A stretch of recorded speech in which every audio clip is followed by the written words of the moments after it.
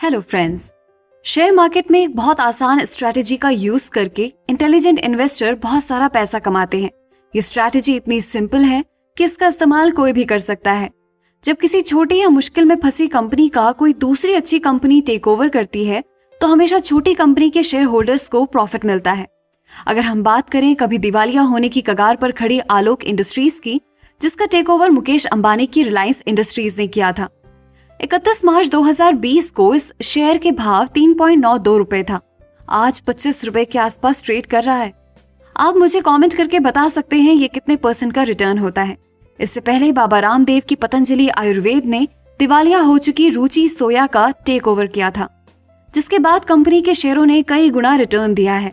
Company की valuation 23,500 रुपए के पार चली गई है।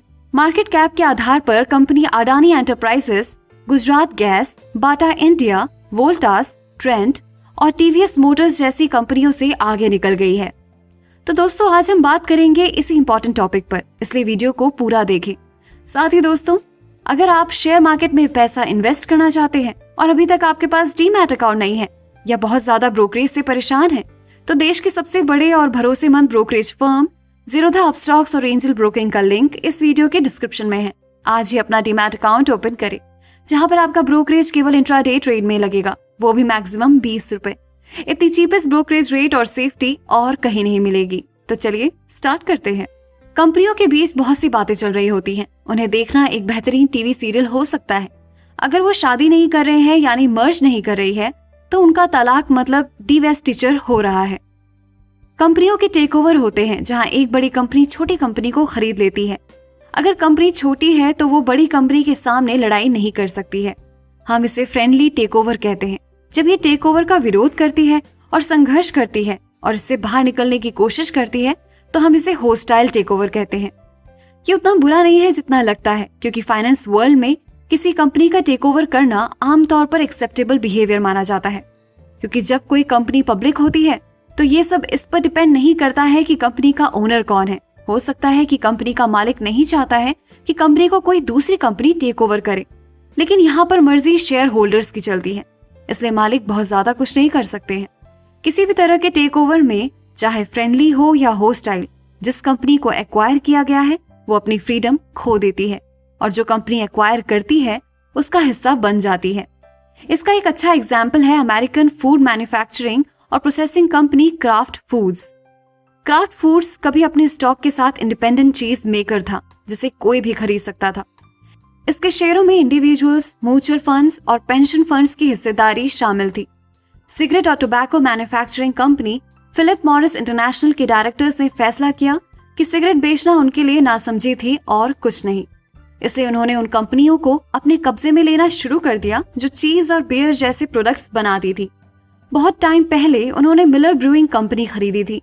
उन्होंने विस्कॉन्सिन टिश्यू, 7UP और जनरल फूड्स को भी एक्वायर किया। 1982 में उन्होंने एंटनमैन को खरीदा और डोनट बिजनेस में शामिल हो गए और 1988 में उन्होंने क्राफ्ट को टेक ओवर कर लिया। एक्वायर करने वाली कंपनी को जिस कंपनी को एक्वायर करना होता है उसके हजारों अलग अलग मालिकों से सभी शेयर खरीदती है।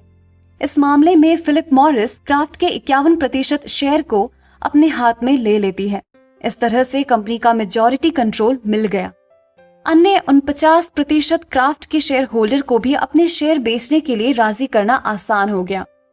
Friendly takeovers short and sweet होते हैं। अगर कोई कंपनी अपने आप में अच्छा नहीं कर रही है तो उसके शेयर होल्डर्स मैनेजमेंट में बदलाव का वेलकम करेंगे। ज्यादातर मामलों में वो अपने शेयरों को बेचने से खुश होते हैं, क्योंकि टेक ओवर करने वाली कंपनी शेयर बाजार में शेयरों के लिए चल रही प्राइस से आमतौर पर बहुत ज्यादा प्राइस देती है।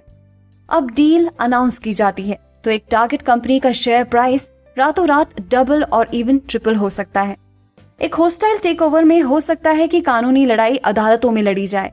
अगर 2 या 2 से ज्यादा कंपनी एक ही कंपनी को एक्वायर करना चाहती है तो इस तरह की लड़ाई कई महीनों तक चल सकती है। जैसे अभी फ्यूचर ग्रुप को एक्वायर करने के लिए अमेज़न और रिलायंस इंडस्ट्रीज दोनों कोर्ट में महीनों से केस लड़ रहे हैं। आमतौर पर जब कोई बड़ी कंपनी टेक ओवर के लिए इधर उधर देखना शुरू करती है तो उसके पास बैंक में जरूरत से ज्यादा कैश होता है। ये इस एक्स्ट्रा कैश को शेयर होल्डर्स को स्पेशल डिविडेंड या बोनस के रूप में दे सकते हैं। लेकिन जो लोग कंपनियां चलाते हैं वो आपको बताएंगे कि बोनस देना लगभग उतना एक्साइटिंग नहीं है जितना कि टेक ओवर की प्लानिंग करना और इसे खरीदने के लिए एक्स्ट्रा कैश का इस्तेमाल करना। वो जिस भी प्रकार के बिजनेस को संभालने की प्लानिंग बना रहे हैं वो कन्विंस्ड हैं कि वो करंट मैनेजमेंट की तुलना में इसे बेहतर और ज्यादा प्रॉफिटेबली में चला सकते हैं। तो ये डील्स केवल पैसे के बारे में नहीं है, ये ईगो के बारे में भी है।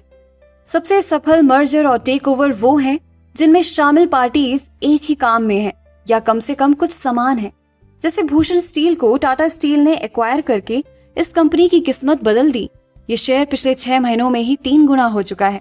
जब हम किसी से प्यार करते हैं तो हम उस इंसान को पसंद करते हैं जिसकी सोच हमसे मिलती है। बिजनेस में हम इसे तालमेल कहते हैं। लंबरिंग कंपनी जॉर्जिया पैसिफिक ने 2 छोटी lumber companies Puget Sound pulp and timber Co and Hudson pulp and paper को अपने कब्जों में ले लिया, जिससे इसके बिजनेस में बढ़ोतरी हुई। ये क्लासिक सिनर्जी था क्योंकि तीनों कंपनियां एक ही बिजनेस में थी। उन्हें एक ही छत के नीचे एक साथ रहने से प्रॉफिट हुआ। इसी कारण से एक जैसी सोच वाले कपल को शादी करने से प्रॉफिट होता है।